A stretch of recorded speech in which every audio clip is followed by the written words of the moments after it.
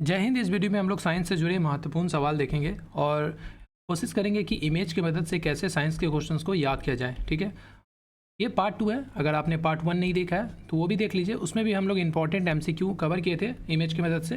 तो चलिए शुरू करते हैं। वीडियो स्लो लगे तो आप स्पीड में देख सकते हैं 1.5x में या फिर 1.25x में देख लीजिए। इस धातु का गलनांक सबसे अधिक है, ऑस्मियम, टंगस्टन, लिथियम या फिर एल्युमिनियम। तो इसका आंसर हो जाएगा ऑप्शन बी, टंगस्टन। टंगस्टन को हम लोग वॉल्फ्राम भी बोलते हैं, WLFRAM। ठीक है, वॉल्फ्राम भी बोलते हैं, इसीलिए हम लोग W से, इसका जो सिंबल होता है W होता है, याद रखिएगा। और एटॉमिक नंबर इसका 74 है। सबसे हल्की धातु कौन सी होती है? Lithium, iridium, aluminium, osmium. तो आंसर क्या होगा? लिथियम। ठीक है, इसका जो एटॉमिक नंबर होता है वो होता है आपको 3, और सिंबल हम लोग क्या यूज़ करते हैं तो Li। ठीक है, सबसे पहले होता है देखिए हाइड्रोजन, उसके बाद होता है हीलियम, उसके बाद क्या होता है, उसके बाद जाता है लिथियम पीरियोडिक टेबल में।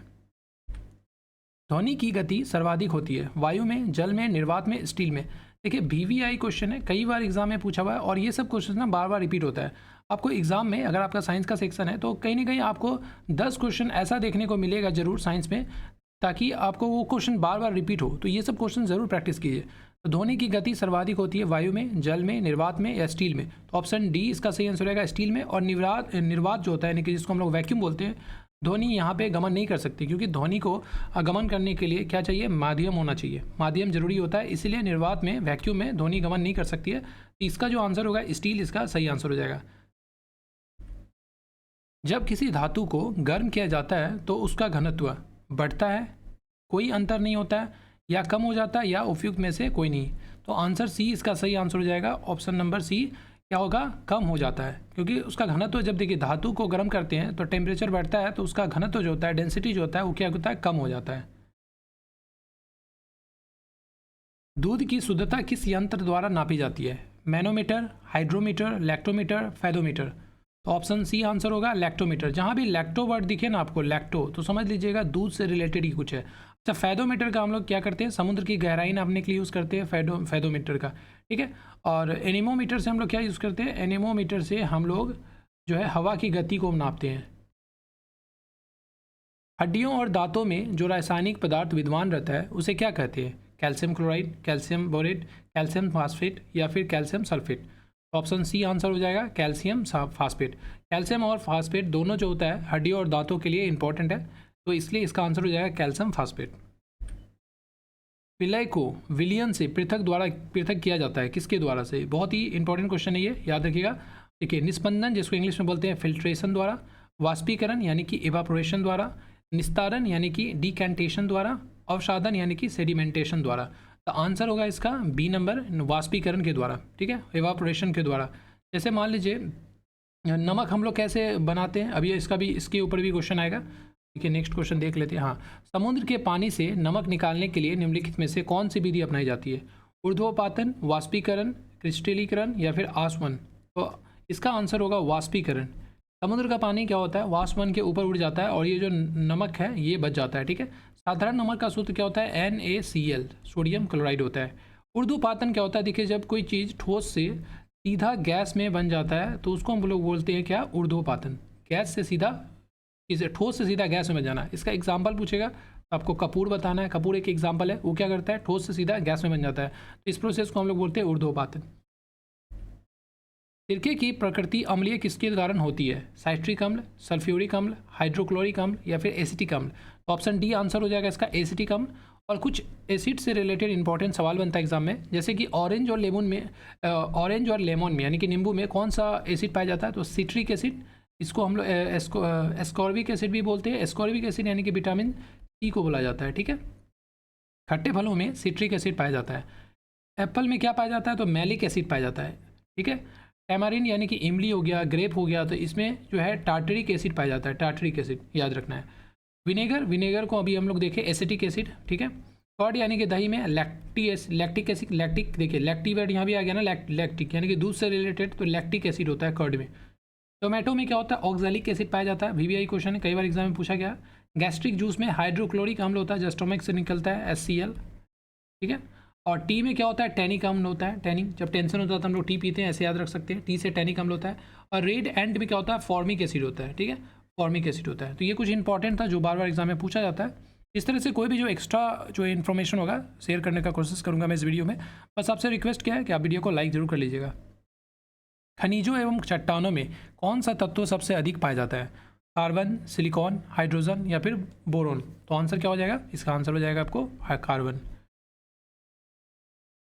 गुब्बारों में हाइड्रोजन की अपेक्षा हीलियम भरना अधिक उपयोगी माना जाता है क्योंकि ये सस्ता होती है, ये कम भारी होती है, उड़न क्षमता अधिक होती है, या फिर ऑप्शन डी, यह हवा के साथ मिलकर विस्फोटक मिश्रण नहीं बनाती है। तो देखिए आंसर क्या होगा इसका, ऑप्शन डी इसका सही आंसर हो जाएगा। यह हवा के साथ मिलकर विस्फोटक मिश्रण नहीं बनाती है। और हीलियम जो है वायुयान के चक्का में भी हीलियम गैस ही भरा जाता है, ये भी याद रखिएगा, ठीक है। और हाइड्रोजन में हम लोग क्या, सॉरी, गुब्बारों में कौन सा हम लोग भरना पसंद करेंगे, तो हीलियम। क्यों, क्योंकि हीलियम जो होता है वो हवा के साथ मिश्रण करके विस्फोटक मिश्रण नहीं बनाता है, हवा के साथ मिलकर। कार्बनिक पदार्थों के सड़ने पर जो मार्सी गैस उत्पन्न होती है और अधिकांशतः कोयला खदानों में पाई जाती है, उस गैस को क्या कहते हैं, इथेन, मीथेन, कार्बन डाइऑक्साइड या फिर कार्बन मोनोऑक्साइड? तो आंसर होगा इसका मीथेन, जिसको हम लोग क्या बोलते हैं, CH4। कार्बन डाइऑक्साइड क्या हो जाता है, CO2, और कार्बन मोनोऑक्साइड क्या हो जाता है, CO, ठीक है। मीथेन हो गया, तो इसका आंसर क्या होगा, मीथेन। बैटरी बनाने में किस अम्ल का उपयोग किया जाता है? कई बार एग्जाम में पूछा हुआ क्वेश्चन ये, सल्फ्यूरिक अम्ल, नाइट्रिक अम्ल, हाइड्रोक्लोरिक अम्ल या एसिटिक अम्ल? इसका आंसर क्या होगा, ऑप्शन ए, सल्फ्यूरिक अम्ल, ठीक है। यहाँ भी देख सकते हैं सल्फ्यूरिक अम्ल का अगर पूछेगा आपको केमिकल फॉर्मूला तो H2SO4 होता है और इसको ही बैटरी में यूज़ किया जाता है। किण्वन प्रक्रिया में निम्नलिखित में से किसका उत्पादन आवश्यक रूप से होता है? देखिए किण्वन प्रक्रिया के द्वारा ही पता है आपको क्या, अल्कोहल बनाया जाता है, शराब बनाया जाता है। इसमें से क्या बनता है, ethyl alcohol, methyl alcohol, acetic अम्ल या फिर खमीर? ऑप्शन ए आंसर हो जाएगा इसका इथाइल अल्कोहल, और इसको एथिल अल्कोहल भी बोलते हैं और इसको इथेनॉल भी बोलते हैं, ठीक है, इथेनॉल। इथेनॉल का केमिकल फॉर्मूला पूछ लिया जाता है तो याद रखना C2H5OH, ठीक है, C2H5OH। प्राकृतिक रबर को कठोर तथा उछालने योग्य बनाने के लिए किस पदार्थ को मिलाया जाता है? कई बार एग्जाम में पूछा हुआ है, इंपॉर्टेंट क्वेश्चन है, याद रखना इसको। पेट्रोल की जेली, सल्फ्यूरिक अम्ल, गंधक या स्पंज?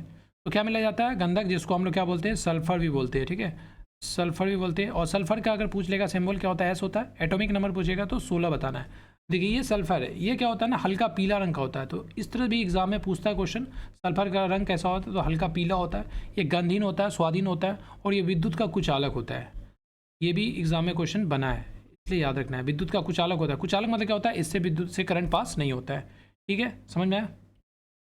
गन पाउडर मिश्रण होता है मिट्टी और TNT का, गंधक मिट्टी और लकड़ी के कोयले का, सोरा गंधक और लकड़ी के कोयले का, या TNT और लकड़ी के कोयले का? तो ऑप्शन सी सही आंसर हो जाएगा। सोरा होता है इसमें, गंधक होता है यानी कि सल्फर, और लकड़ी के कोयले का होता है। तो इस सबको मिला के गन पाउडर बनाया जाता है। अच्छा क्वेश्चन है ये भी। किसी रासायनिक यौगिक की सबसे छोटी इकाई कौन सी होती है, परमाणु, इलेक्ट्रॉन, प्रोटॉन या फिर अणु? तो ऑब्वियसली इसका आंसर क्या हो जाएगा, अणु। अच्छा, इलेक्ट्रॉन पे कौन सा चार्ज होता है ये भी पूछता है, तो इलेक्ट्रॉन में कौन सा चार्ज होगा, तो इसमें होता है नेगेटिव चार्ज। प्रोटॉन में कौन सा चार्ज होता है, तो प्रोटॉन में हम लोग को पता है, प्रोटॉन में क्या होता है, पॉजिटिव चार्ज होता है। वहीं पे अगर न्यूट्रॉन का बात करेगा, न्यूट्रॉन, तो न्यूट्रॉन में ना किसी भी तरह का चार्ज नहीं होता है, याद रखना, ये न्यूट्रल होता है, यानी कि इस पर चार्ज नहीं होता, आवेशहीन होता है, आवेशहीन होता है। ये सब एग्जाम में क्वेश्चन बनता है, कौन, न्यूट्रॉन। और इलेक्ट्रॉन में नेगेटिव चार्ज होता है, प्रोटॉन में पॉजिटिव चार्ज होता है। और किसी रासायनिक यौगिक की सबसे छोटी इकाई क्या होता है, अणु होता है। यहाँ पे यौगिक का बात कर रहा है। यौगिक क्या होता है, यौगिक आपको पता है कि दो या दो से अधिक तत्वों को मिला के बनाया जाता है, एक आपको फिक्स मात्रा में बनाया जाता है, और जो फिक्स मात्रा में नहीं होता उसको हम लोग मिश्रण बोलते हैं। तो अगला सवाल देखते हैं, अगला सवाल क्या है यहाँ पर, हाइपो जिसका उपयोग फोटोग्राफी में होता है रासायनिक तौर पर क्या कहलाता है? Silver bromide, sodium thiosulphate, sodium phosphate, sodium nitrate? तो याद रखना है इसका आंसर हो जाएगा सोडियम थायोसल्फेट, इसको हाइपो भी बोला जाता है। इसका केमिकल नाम क्या है, सोडियम थायोसल्फेट, जिसको फोटोग्राफी में हम लोग यूज़ करते हैं। ये सारे क्वेश्चन आप देख सकते हैं, क्वेश्चन का लेवल बहुत ही अच्छा है, ऐसे क्वेश्चन एग्जाम में आपको पूछेगा। अप्राकृतिक रूप से फलों को पकाने के लिए किस गैस का उपयोग किया जाता है? Ethylene, ethane, carbon dioxide, acetylene? Option D सही आंसर हो जाएगा, एसिटिलीन। एसिटिलीन गैस का यूज़ करते हैं कृत्रिम रूप से फल पकाने के लिए, और प्राकृतिक रूप से तो एथाइल होता है, आपको पता होगा। तत्काल शक्ति के लिए खिलाड़ी किसका उपयोग करते हैं? सुक्रोज, विटामिन सी, नमक या दूध? तो ऑप्शन ए आंसर हो जाएगा सुक्रोज। ठीक है, एनर्जी, तुरंत एनर्जी मिलता है इसको। अगर चीनी खा लेने से भी, देखिएगा कई बार चीनी खा लेने से भी थोड़ा तुरंत एनर्जी मिलता है। तो आंसर क्या होगा? सुक्रोज। विटामिन सी खट्टे फलों में पाया जाता है। नमक, साधारण नमक को हम लोग क्या बोलते हैं? NaCl बोलते हैं। ठीक है, और दूध, दूध में जहाँ भी आपको लैक्टो वर्ड आएगा तो याद रखना वो दूध से रिलेटेड ही होगा। दूध में जो है विटामिन सी नहीं पाया जाता है। ठीक है, विटामिन सी जो है नहीं पाया जाता है, याद रखना है। और किसी भी जो है ना प्लांट एनिमल, प्लांट के बारे में पूछेगा तो प्लांट से, किसी भी प्लांट से हम लोग विटामिन डी प्राप्त नहीं कर पाते हैं। विटामिन डी हम लोग प्राप्त नहीं कर पाते। ठीक है, वायुमंडलीय दाब नापने वाला यंत्र है? Barometer, periscope, hydrometer, thermometer? तो ऑप्शन ए सही आंसर होगा, बैरोमीटर। ठीक है, बैरोमीटर से हम लोग क्या नापते हैं? वायुमंडलीय दाब नापते हैं। अच्छा, थर्मामीटर से एक सवाल बनता है, जो थर्मामीटर जिससे जो हम लोग फीवर वगैरह नापते हैं उसका रेंज क्या होता है? तो याद रखना है 45 डिग्री से 42 डिग्री उसका रेंज होता है। और प्रयोगशाला में जो प्रयोगशाला में थर्मामीटर होता है उसका रेंज क्या होता है? तो 10 डिग्री से 110 डिग्री उसका रेंज होता है, टेम्परेचर का रेंज। ये क्वेश्चन एग्जाम में पूछा गया है, याद रखना है अच्छे से। ठीक है, अच्छा एक और फार्मूला होता है, आप याद रख लीजिए इसको, जिसे C/5 होता है, यहाँ पे F-32/9 होता है, और यहाँ पे क्या होता है? यहाँ पे K-273 होता है, और यहाँ भी 5 होता है, और यहाँ पे R-4 होता है। इस फार्मूला की मदद से हम लोग चेंज करते हैं। जैसे मान लीजिए सेल्सियस में दिया हुआ है तो उसको फ़ारेनहाइट में चेंज कर सकते हैं, सेल्सियस में दिया हुआ उसको केल्विन में चेंज कर सकते हैं। ठीक है, तो ये फार्मूला भी याद रखना है, इसको 2-3 बार लिखने से याद हो जाएगा। इंसुलिन का आविष्कारक किसके द्वारा किया गया था? इंसुलिन का आविष्कार इर्जमैन, बेंटिंग, डोमाक, H.G. खुराना? तो ऑप्शन बी इसका सही आंसर हो जाएगा, बेंटिंग। अब देखिए ये ह्यूमन बॉडी है, यहाँ पे पैनक्रियाज होता है, ये जो जूम करके देखेंगे तो ये हुआ पैनक्रियाज। इसका शेप भी कई बार पूछ लिया था, तो पत्ते का जैसा इसका शेप होता है, पत्ता के आकार का। ये हुआ पैनक्रिया। पैनक्रिया में देखिए क्या क्या पाया जाता है, ये सब चीज़ पाया जाता है पैनक्रिया में। जैसे अल्फा सेल से निकलता है ग्लूकागोन, बीटा सेल से निकलता है इंसुलिन, डेल्टा सेल से निकलता है सोमाटोस्टैटिन, उसके बाद यहाँ पे ये सेल से भी निकलता है। तो हम लोग को बस देखना है इंसुलिन के बारे में। तो इंसुलिन कहाँ से निकलता है? पैनक्रियाज से निकलता है। और इंसुलिन का कमी हो जाने से शरीर में क्या होता है ना, शुगर लेवल बढ़ जाता है, जिसकी वजह से एक रोग होता है जिसको हम लोग बोलते हैं मधुमेह रोग। इंग्लिश में क्या बोलते हैं? मधुमेह रोग को डायबिटीज़ बोलते हैं। ठीक है, याद रखना है। शक्ति का मात्रक है न्यूटन, वाट, जूल या इनमें से कोई नहीं? तो आंसर क्या हो जाएगा? ऑप्शन बी आंसर हो जाएगा, वाट। देखिए शक्ति बराबर क्या होता है? शक्ति बराबर होता है कार्य, और ये हो गया समय, यानी कि कितने समय में कितना कार्य हुआ उसको हम लोग बोलते हैं शक्ति। कार्य का क्या होता है? जूल होता है, सभी को पता है, जिसको हम लोग वर्क से, कार्य का होता है वर्क, और समय का क्या होता है? टाइम, यानी कि टी। वर्क को क्या होता है? सही मात्रा का इसका जूल होता है, और समय का क्या होता है? सेकंड होता है। तो ये हो गया जूल पर सेकंड स्क्वायर, सॉरी पर सेकंड, इस तरह से लिख सकते हैं हम लोग। ठीक है, जूल पर सेकंड, और इसी को हम लोग क्या बोलते हैं? वाट बोलते हैं। तो ये हो जाएगा। अब कुछ इंपॉर्टेंट मूल मात्रक देख लेते हैं। जैसे लंबाई का क्या होता है? ऐसा ही मात्रक में, मीटर में एम से डिनोट करते हैं। द्रव्यमान का केजी होता है। समय का क्या होता है? ऐसा ही मात्रक एस होता है। ताप का क्या होता है? केल्विन होता है। देखिए ताप का ना केल्विन होता है, सेल्सियस नहीं होता है, याद रखना है। ताप का क्या होता है? केल्विन होता है, जिसको के से डिनोट करते हैं। विद्युत धारा को एम्पियर होता है, जिसको हम लोग ए से डिनोट करते हैं। ज्योति तीव्रता का कैंडेला होता है, जिसको CD से डिनोट करती है। ये CD इसका क्या है? संकेत है, सिंबल है। पदार्थ की मात्रा मोल होता है। ठीक है, इस तरह से लिखते हैं। और तलीय कोण का रेडियन बताना है RD, और घन कोण का बताना है आपको क्या? स्टेरेडियन, जिसको SRD करते हैं। तो ये कुछ इंपॉर्टेंट बेसिक है। अच्छा कुछ इंपॉर्टेंट हम लोग देख लेते हैं इलेक्ट्रिकल पैरामीटर से, जो पूछता है एग्जाम में। जैसे वोल्टेज का, वोल्ट होता है मेजरिंग यूनिट, और इसका सिंबल क्या होता है? V और E होता है कैपिटल में। रेसिस्टेंस, जिसको हम लोग प्रतिरोध बोलते हैं, इसका होता है ओम, और इसको इस तरह से लिखते हैं कैपिटल R, और ये सिंबल होता है ओम का। कैपेसिटेंस का क्या होता है? फैराड, यानी कि C से डिनोट करते हैं इसको। चार्ज का होता है कूलोम, जिसको हम लोग Q से दिखाते हैं, इसको सिंबल है। इंडक्टेंस का क्या होता है? हेनरी होता है, जिसको L और H से दिखाते हैं। पावर का भी हम लोग पढ़े, वाट होता है, जिसको W से डिनोट करते हैं। और इम्पीडेंस का होता है ओम, जिसको हम लोग Z से डिनोट करते हैं। फ्रीक्वेंसी का हर्ट्स होता है। ये देखिए VVI क्वेश्चन है, कई बार पूछा है। फ्रीक्वेंसी का क्या होता है? तो हर्ट्स होता है, जिसको हम लोग शॉर्ट में HZ लिखते हैं। चलिए अगला सवाल देखते हैं। अगला सवाल क्या है? एक्सरे का आविष्कार किसने किया था?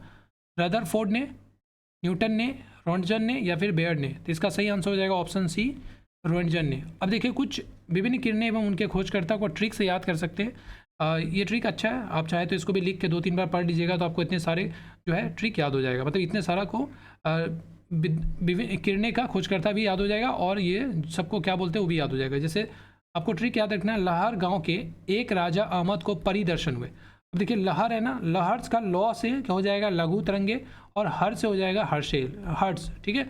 तो लघु तरंगे का खोजकर्ता कौन है, हर्ट्स है। गांव का गौ से हो जाएगा गामा किरणें, और वह से हो जाएगा वैकुरुल, ठीक है, वैकुरुल। तो गामा किरणें का खोजकर्ता कौन है, वैकुरुल, ऐसे याद रखना है।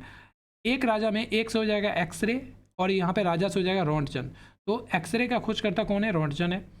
अ से हो जाएगा अवरक्त किरणें, ह से हो जाएगा हर्षेल। तो अवरक्त किरणें का खोजकर्ता पूछेगा तो हर्षेल बताना है। मध से देखिए मौ से हो जाएगा आपको यहाँ पे दौ से हो जाएगा दीर्घ किरणें, मौ से हो जाएगा मरकोनी। तो ये भी याद रखना, काफ़ी इंपॉर्टेंट है। प से हो जाए परी, देखिए यहाँ पे लिखा हुआ है, तो प से हो जाएगा परावैग्निक किरणें, र से हो जाएगा रीचर, दौ से हो जाएगा दृश्य किरणें, और नौ से हो जाएगा न्यूटन। तो ये जो किरणें है इसका खोजकर्ता पूछता है, तो ये ट्रिक से आप बहुत ही आसानी से याद कर सकते हैं। यहाँ से क्वेश्चन आपका नहीं छूटने वाला है। सापेक्षता का सिद्धांत की खोज किसने की थी, आइंस्टीन, एडिशन, खुराना या फिर न्यूटन। तो आइंस्टीन इसका सही आंसर हो जाएगा। सापेक्षता का सिद्धांत कौन दिया था, आइंस्टीन ने दिया था। डीएनए की खोज किसने की थी, professor Chandrashekhar, Watson and Crick ने, डाल्टन ने, खुराना ने। तो ऑप्शन सी सही आंसर हो जाएगा, डाल्टन। डीएनए से रिलेटेड एक और इंपॉर्टेंट सवाल देखिए, डीएनए किस में मौजूद होता है, केवल नाभिक में होता है जिसको हम लोग केंद्रक बोलते हैं, नाभिक माइटोकॉन्ड्रिया और ईआर में होता है, नाभिक माइटोकॉन्ड्रिया और क्लोरोप्लास्ट में होता है, या फिर नाभिक माइटोकॉन्ड्रिया आर में होता है। तो आंसर क्या हो जाएगा इसका, सी आंसर हो जाएगा, ठीक है। नाभिक यानी कि केंद्रक में होगा, माइटोकॉन्ड्रिया में होगा और क्लोरोप्लास्ट में होगा। इस सब में क्या होता है, इस सब में डीएनए होता है, याद रखना है। बहुत ही अच्छा क्वेश्चन है, एग्जाम में पूछा हुआ सवाल है ये। संतरे में कौन सा विटामिन अधिक होता है, डी, ए, सी या बी। देखिए संतरा क्या है, खट्टा फल है, और खट्टे फल में विटामिन सी ज़्यादा होता है, ठीक है। अब कुछ जल्दी से हम लोग रिवीजन कर लेते हैं। विटामिन ए को हम लोग क्या बोलते हैं, रेटिनॉल बोलते हैं, ये सब यहाँ पे रासायनिक नाम है। और विटामिन ए का कमी से क्या होता है, रतौंधी होता है, या फिर आंखों का रोशनी का ये हो जाता है, और वर्णाधनता भी बोलते हैं इसको। विटामिन B1 के कमी को बोलते हैं थायमीन, इससे होता है बेरीबेरी। विटामिन B2 को बोलते हैं राइबोफ्लेविन, यानी कि इसके कमी से हो जाएगा पेलेग्रा या फिर आपको 4D सिंड्रोम। विटामिन B3 को बोलते हैं नियासिन, इसके कमी से क्या होगा, त्वचा का सफ़ेद होना हो जाता है, मानसिक रूप से मंद होना यानी कि बुद्धि का कमी होना।